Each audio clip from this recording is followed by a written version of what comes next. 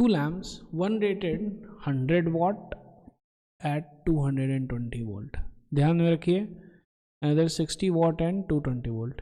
Basically lamp है ना, तो resistance is equal to rho into L by A. ये रो क्या है? रेजिस्टिविटी. एल हो गया length, area of cross section हो गया ए. तीनों चीज जो है ना, तो ये मटेरियल पे डिपेंडेंट है.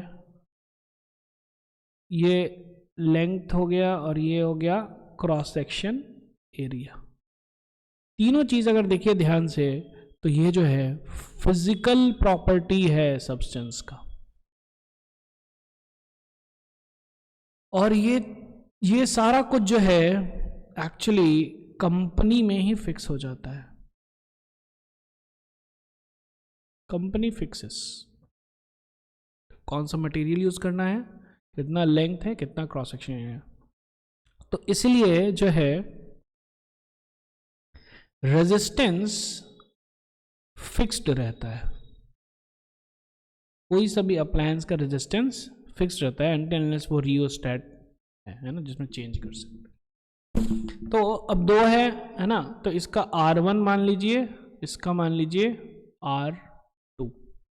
ठीक है. अच्छा, अब हम लोग को बोला क्या है, they are connected in parallel to electric mains supply. Parallel में कनेक्टेड है तो कर लीजिए.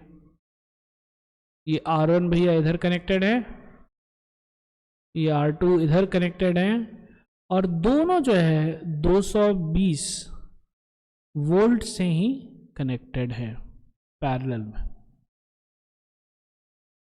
ठीक है. What current is drawn from the line if the supply voltage is 220 volt. और हम लोग सप्लाई वोल्टेज को भी हम लोग अल्टर नहीं किए हैं.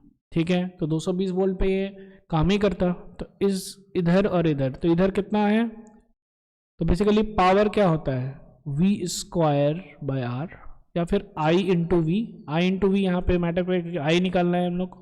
तो I is equal to P by V. अच्छा, तो P हो गया 100 डिवाइडेड बाय 220. इस केस में भी, इस केस में I कितना हो जाएगा, 60 डिवाइडेड बाय 220. तो करंट कितना ड्रॉ हो जाएगा, इधर से कितना करंट ड्रॉ होगा, 100/220 plus 60/220 which is equal to 160/220. Cut गया 8 डिवाइडेड बाय, तो करंट हो जाएगा, टोटल करंट जो ड्रॉ हो जाएगा 8/11 एम्पियर.